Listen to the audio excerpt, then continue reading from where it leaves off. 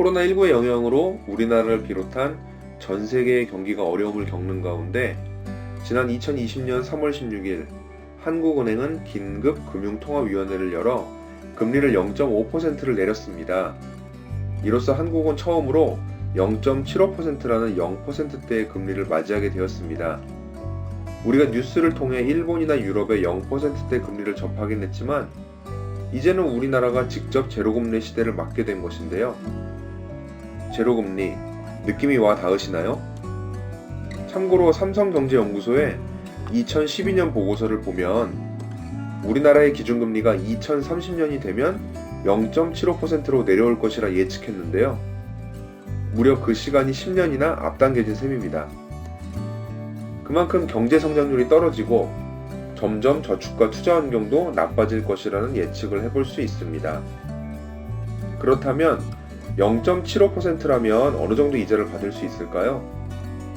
만약 나에게 1,000만 원이 있고 이것을 0.75%로 1년간 정기예금을 가입한다면 이제 1년 후에 7만 5천 원 정도 이자를 받을 수 있습니다.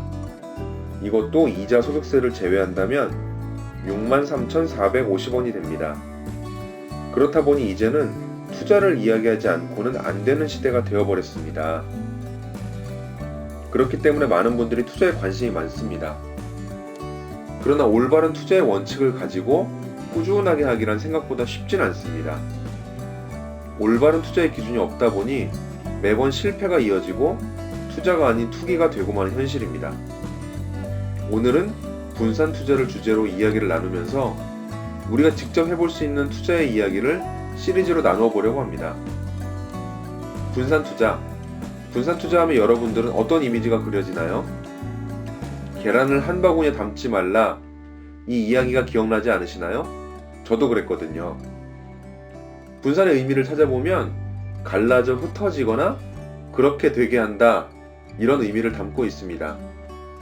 그런데 계란의 바구니 이미지만 떠올리다 보면 우리는 분산을 그냥 현금, 주식, 부동산 이렇게 가지고 있는 자산을 나누라는 의미로만 단정 짓기가 쉽습니다.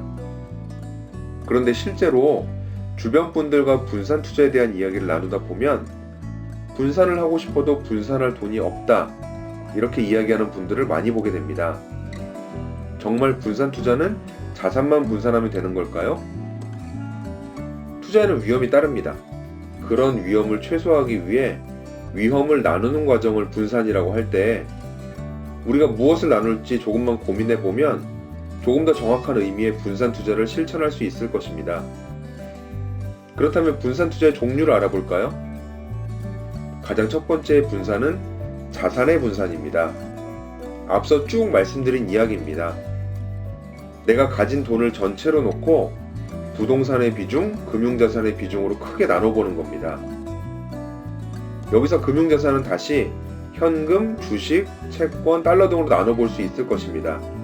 어떤 분은 가상화폐를 또 일부 가지고 있는 분들도 있을 것이고요. 이것이 자산 분산입니다. 그렇다면 두 번째 분산은 무엇일까요? 바로 시간의 분산입니다.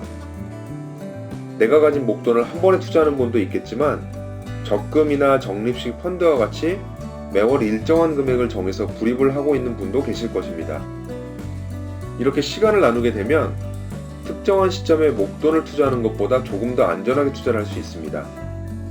왜냐하면 매월 금액을 나눠서 투자를 하면 경기가 좋을 때나 좋지 않을 때 모두 골고루 불입을 할 수 있기 때문입니다. 장기간 이렇게 나눠서 하면 결과적으로 전체적으로 투자하는 비용의 가격을 더 싸게 살 수 있는 효과가 있습니다.